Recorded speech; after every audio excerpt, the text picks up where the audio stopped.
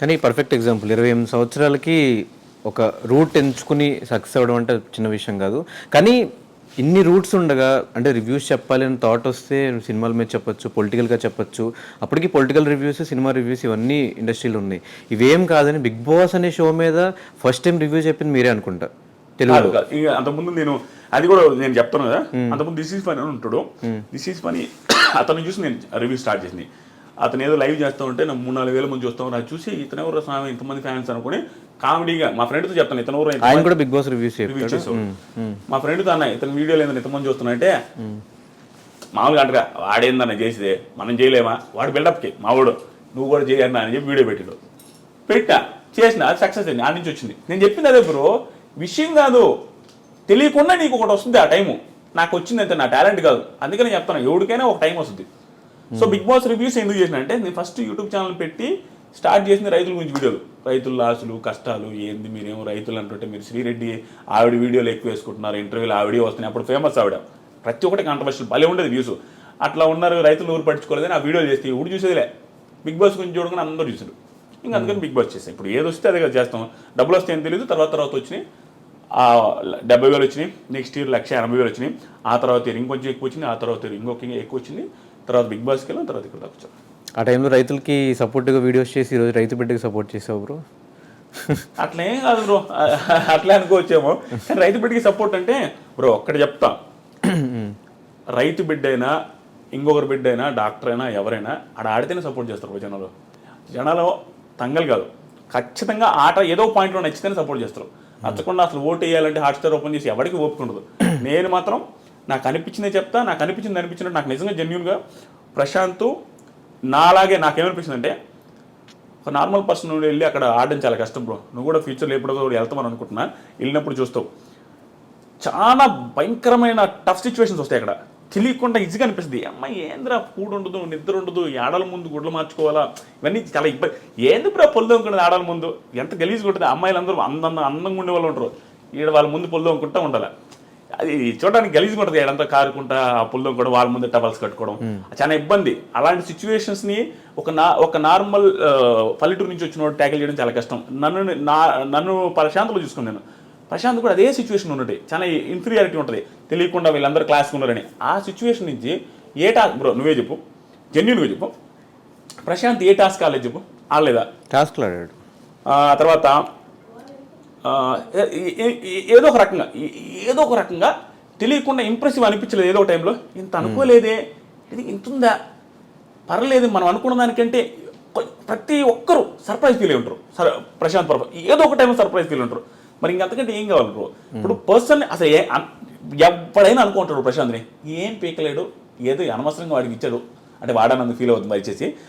జనాలు అనుకునేది అనవసరంగా ఈ పిల్లడికి ఇచ్చారే, ఏం చేసేది అనవసరంగా ఇచ్చారని అందరూ ఫీల్ అయి ఉంటారు స్టార్టింగ్లో. కానీ ఆ అనుకున్న వాళ్ళే ఒక టైంలో సర్ప్రైజ్ ఉంటారు మనోడి పర్ఫార్మెన్స్ చూసి.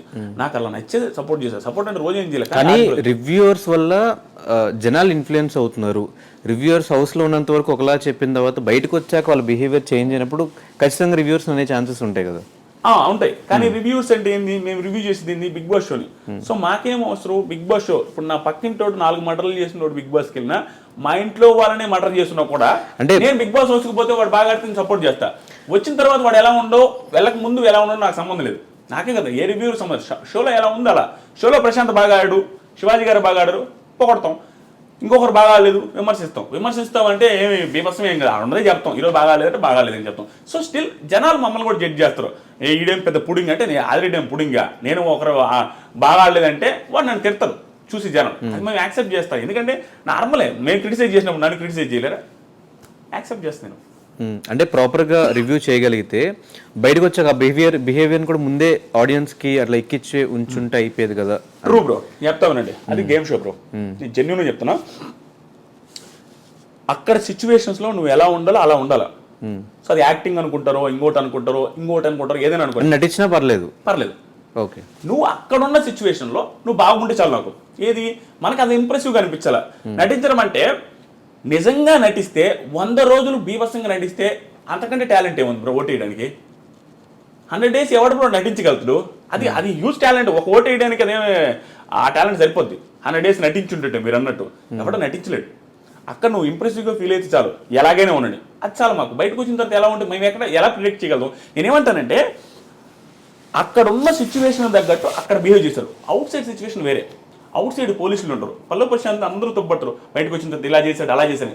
లోపల పోలీసులు లేరు, లోపల క్రౌడ్ లేదు. బయటకు వచ్చిన తర్వాత క్రౌడ్ ఉంది, బయటకు వచ్చిన తర్వాత పోలీసు ఉంది. ఈ సిచ్యువేషన్ అక్కడ లేదు, ఆ సిచ్యువేషన్ ఇక్కడ లేదు. అక్కడ తగ్గట్టు అక్కడ ఉంటారు, ఇక్కడ తగ్గట్టు ఇక్కడ ఉంటారు. ఇదే క్రౌడ్తో ఇదే సిచ్యువేషన్ ఇదే పోలీసుల ముందు పల్లె ప్రశాంత్ బిగ్ బాస్ బిఫోర్ ఎక్కడ మనకు కనపడలే. ఎలా బిహేవ్ చేస్తారో మనకు తెలియదు. సిచ్యువేషన్ బట్టి మనిషి బిహేవ్ చేస్తారు కానీ ప్రతిసారి ఒకే రకంగా ఎవడు బిహేవ్ చేయడు. కానీ ఆ సిచ్యువేషన్ ఒకేసారి కనిపించింది కాబట్టి మనకు తెలియదు అతను ఎలా ఉంటాడో. కాబట్టి మనమేమనుకున్నాం, అతను ఇలాగే ఉండాలని ఒక స్టాండర్డ్ పెట్టుకున్నాం అనేది నా ఫీలింగ్. నాకైతే జెన్యూన్ చెప్తున్నా, ప్రశాంత్ ఇలాగే డౌన్ టు ఎర్త్ ఉండాలా, ఇంత నోరు లేయకూడదు, ఇంత ఓవర్ చేయకూడదు అనే ఫీలింగ్ మనం పెట్టుకున్నాం. అంటే హౌస్లో అలా ఉన్నాడు కాబట్టి మనం బయటకు వచ్చాడు ఆబ్వియస్గా అలా అది అలా పెట్టుకున్నారు బ్రో, అంతేగాని అది తప్పు. ప్రశాంత్ చేసిన మిస్టేక్ అని ప్రశాంత్ కూడా యాక్సెప్ట్ చేస్తారు, శివాజీ గారు చెప్పారు, పోలీసులు చెప్పారు, అది మిస్టేకే. కానీ అత్యుత్సాహంతో జరిగింది తప్పించేదో ఇదే ఆ బిహేవియర్. అయినా ఆ బిహేవియర్తో మాకు సంబంధం లేదు బ్రో, రివ్యూవర్స్కి ఎవరికి సంబంధం లేదు. మాకు బిగ్ బాస్ షోలో ప్రశాంత్ బాగా ఆడాడు, దెర్ ఈస్ నో డౌట్, అందుకే గెలిచాడు. సో ఇదే మీరు స్టార్ట్ చేసిన సీజన్లో, రివ్యూస్ చెప్తున్న సీజన్లో కౌశల్ అనే పర్సన్కి, అంటే ఒక రివ్యూవర్కి ఎవరికి సపోర్ట్ చేయని ఆదిరెడ్డి కౌశల్ టైంలో కౌశల్ ఆర్మీకి చేయడం, కౌశల్ కోసం 2K రన్ చేయడం, ఇదంతా ఏంటి? అంటే అది ఆ టైంలో ఏమైనా పాపులారిటీ కోసం కౌశల్కి అంత పేరుంది కాబట్టి ఏదో మన పేరు కూడా వినిపిస్తుంది అలా ఏమన్నా? అలా ఏం కాదు బ్రో, రివ్యూ స్టార్ట్ చేసినప్పటి నుంచి నాకు జెన్యూన్గా ఎప్పుడు చెప్తున్నా, Kaushal one of the best contestants. ఎవరు అవునున్నా కాదన్నా, కౌశల్ ముందే చెప్తాను, కౌశల్ గారి ముందే చెప్తాను. మొన్న కూడా అవార్డ్స్ ఫంక్షన్కి వెళ్ళినప్పుడు కూడా నేను ఆయన పేరు చెప్పాను. ఆయన పక్కన ఉన్నాడు, నేను ఆయన పెద్ద మాట్లాడుకునేది లేదు ఇప్పటివరకు. ఆయన ముందు ఏం చెప్పానంటే, కౌశల్ అనే సీజన్ వల్ల నాకు పాపులారిటీ వచ్చింది, నాకు చాలా నేను సెట్ అవ్వడానికి one of the main reasons Kaushal అనే సీజన్, కౌశల్ గారు కూడా అని చెప్పా.